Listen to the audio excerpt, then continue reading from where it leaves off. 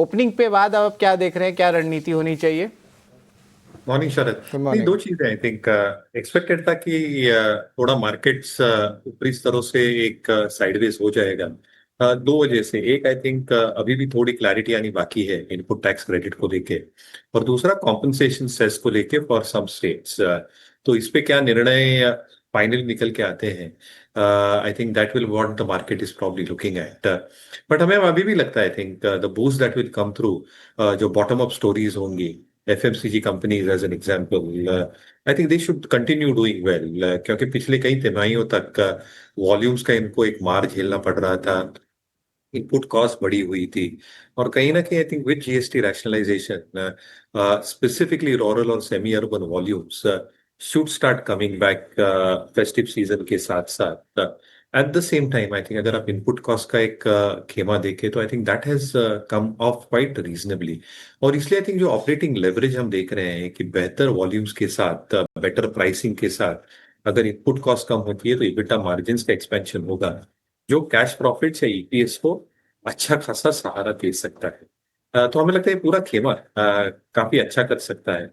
Selectively आई think Marico जैसे stocks is something that we continue being optimistic about. और एक clear disclaimer, ये stock हमारे ग्लोबल और लोकल पोर्टफोलियोज में है। दूसरा I think footwear as a space, या एपरल मेकर्स, यहाँ पे जो GST के रेट्स थे, 1,000 रुपये तक आई थिंक एक अफोर्डेबल रेट था, यानी एक रैशनलाइज रेट था।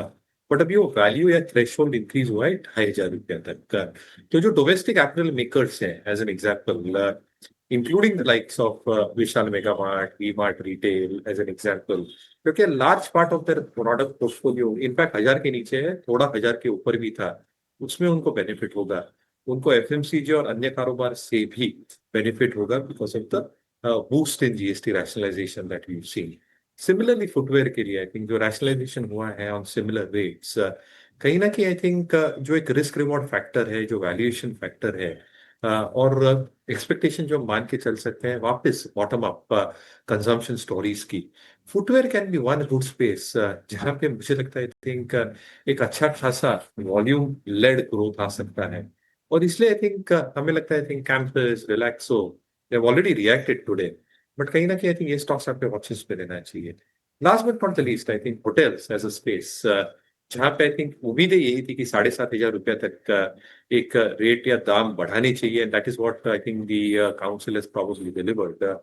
As a space again I think this should continue doing well, क्योंकि बहुत बड़ा बूस्ट मिलेगा in terms of unorganized spaces versus the organized space, as far as the tax arbitrage is concerned. तो हमें लगता है I think markets अब ये स्पेसेस ढूंढेगा जहाँ पे अर्निंग्स का एक सॉलिड टेलमेंट रह सकता है।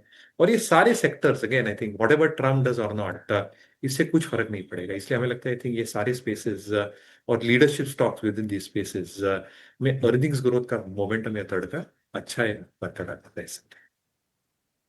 आपने बहुत सही कहा कि लीडरशिप में और ऑर्गेनाइज प्लेयर्स दोनों को बेनिफिट आएगा। और एक चीज़ और मैं बता दूं कि मैरिको के प्राइसेस जो है, कोपरा प्राइसेस, अब वो धीरे धीरे गिरने लगे हैं।